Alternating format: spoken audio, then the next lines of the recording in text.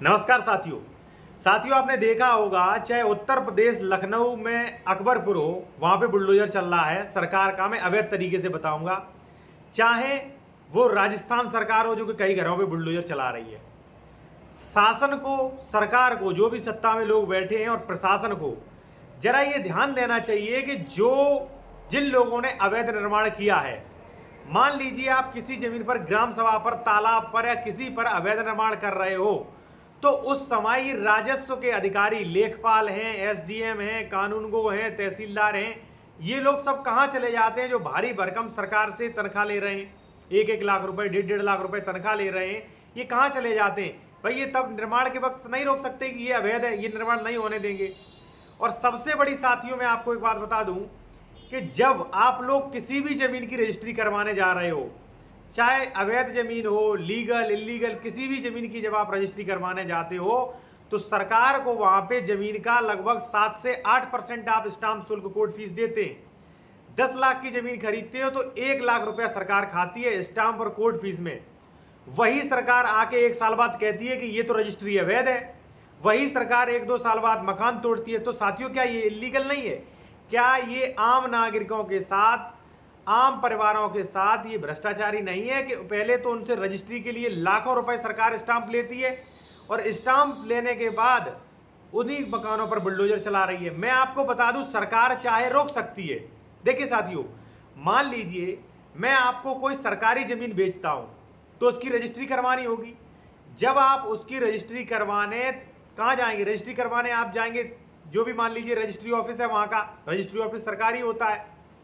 तो क्या registry office वाले जब 1 लाख रुपए, 2 लाख रुपए आपसे लेते हैं तो क्या उनका इतना दायित्व तो नहीं बनता है कि वो आपको ये बता सके कि जो आप जमीन खरीद रहे हो ये फर्जी है या सरकारी है या ये विवादित है?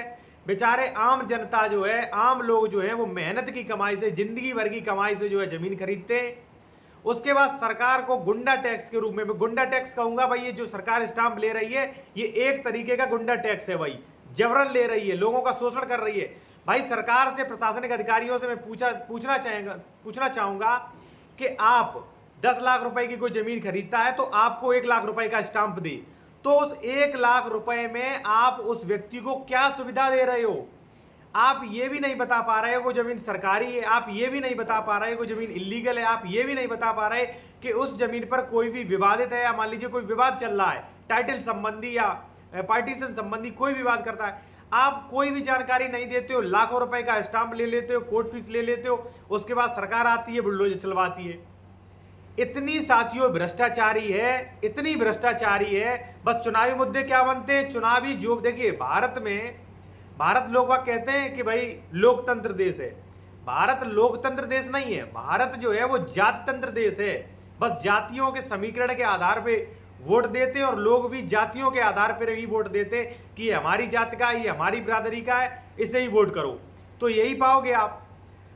साथियों, अगर सरकार चाहे तो ये सब कुछ रोक सकती है। अब मैं थोड़ा समाधान बताऊं कि कैसे। पहले मैं आप लोगों को बताऊं कि आप लोग अगर कोई रजिस्ट्री खरीद, कोई मान लीजिए किसी जमीन की रजिस्ट्री करवाने जा रहे हैं, तो अगर उत्तर प्रदेश से जमीन खरीद रहे हैं, उत्तर प्रदेश में, तो वहां पे उस जमीन का साथियों आकार पत्र 4145 देखें। आकार पत्र 4145 से आपको यह पता चल जाएगा कि ये जमीन कभी तालाब की तो नहीं रही है। क्या होता है कि आपने जमीन खरीद ली, 10 साल बाद सरकारी अधिकारी आएंगे, भाई ये जमीन तो लीगल है। आप कहोगे ये देखिए खतौनी में, आपकी खतौनी बता रही है, आपके रिकॉर्ड बता रहे सही है। वो कहेंगे नहीं, ये गलती से चढ़ गया, ये जमीन तो तालाब की थी, सन 1962 में चल गया बुलडोजर। तो इसके लिए अगर आप जमीन खरीद रहे हैं साथियों, तो आप आकार पत्र 41 जो है वो जरूर निकलवाएं, अगर आप उत्तर प्रदेश से ले रहे हैं। दूसरी बात, अगर आप डॉक्यूमेंट चेक करवाना चाह रहे हैं या कोई भी लीगल एडवाइस लेना चाह रहे हैं तो आप मेरे द्वारा भी ले सकते हैं। कॉन्टैक्ट नंबर वीडियो की डिस्क्रिप्शन में दिया गया है साथियों। तो सबसे पहले तो मैं बेसिक नॉलेज बता दूं आपको कि जिस व्यक्ति से जमीन खरीद रहे हैं उसका पूरा स्वामित्व चेक करें कि इसने किससे खरीदी थी, क्या उसे राइट्स था कि नहीं, और वो जमीन पहले किसकी थी वो आकार पत्र 41 से ही देखें। ठीक है। सरकार चाहे तो इन सभी अवैध अतिक्रमण और अवैध रजिस्ट्रियों पर बिल्कुल रोक लग सकती है। कैसे? साथियों, रेवेन्यू विभाग, जो भी मान लीजिए सिविल कोर्ट है, रेवेन्यू विभाग है, रजिस्ट्री विभाग है, ये सभी अपना डाटा कलेक्ट करके 1 महीने के अंदर रजिस्ट्री ऑफिस में दे सकते हैं कि भाई फलानी जमीन का स्टेटस क्या है। कोई भी बंदा, मान लीजिए हम और आप जमीन खरीदने जा रहे हैं, वहीं से चेक करवाएं इस जमीन का स्टेटस क्या है, लीगल है कि इलीगल। अगर इलीगल है तो ना खरीदें, लीगल है तो खरीदें। ठीक है, पहली चीज। अगर इलीगल है तो रजिस्ट्री ऑफिस वालों को भी मना करना चाहिए कि भाई ये जो है स्टांप नहीं लेंगे हम, ये रजिस्ट्री नहीं होगी। अगर इलीगल है तो स्टांप वापस करना चाहिए, भाई लाख रुपए का स्टांप लिया तो वापस करिए, पहली चीज। अब हो क्या रहा है, कई उत्तर प्रदेश में 90% ऐसी कॉलोनियां हैं जो अवैध हैं, जिनका लेआउट जारी नहीं कराया है, जो रेरा रजिस्टर्ड नहीं है। धड़ल्ले से कॉलोनियां कट रही हैं।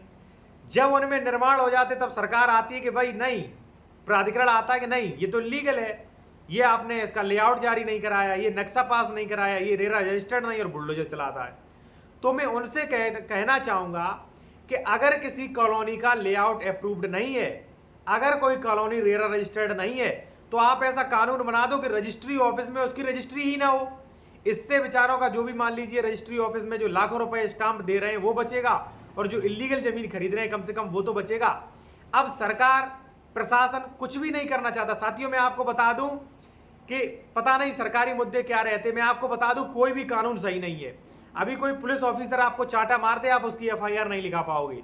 आपकी एफआईआर नहीं लिखी जाती है तो नहीं लिखी जाएगी, आप कुछ भी कर लो, 156(3) में जाइए, कोर्ट कचहरी के चक्कर काटिए। तहसील में आप मूल निवास बनवाने जाओगे तो भी वहां पे आपको घूस देनी पड़ेगी। तहसीलदार, एसडीएम और ये सभी न्यायालय बिल्कुल भ्रष्ट हैं। कोई भी मुकदमा जो है, या तो आपका अच्छे नेता नगरी में पहुंच होनी चाहिए, या आपके पास रुपए होना चाहिए, लाखों ने दे दीजिए, बस जजमेंट आपकी फेवर में हो जाएगा। मैं एग्जीक्यूटिव की बात कर रहा हूं साथियों। और मैं आपसे रिक्वेस्ट करूंगा कि आप हमारे टेलीग्राम चैनल पर आप हमें ट्विटर पर जरूर फॉलो करें। ट्विटर अकाउंट की लिंक और टेलीग्राम चैनल की लिंक वीडियो की डिस्क्रिप्शन दी गई है, जिससे आप मुझसे जुड़ सकें। और जो भी ऐसी समस्याओं है, मैं आपके माध्यम से, क्योंकि आप लोग सहयोग करोगे तो मेरी आवाज़ जो है वो मजबूत होगी, और मैं उसी मजबूत आवाज़ से ट्विटर के माध्यम से, सोशल मीडिया के माध्यम से सरकार से ये बात रखना चाहूँगा। साथियों, वीडियो अच्छा लगा लाइक करें, सब्सक्राइब करें और शेयर करें।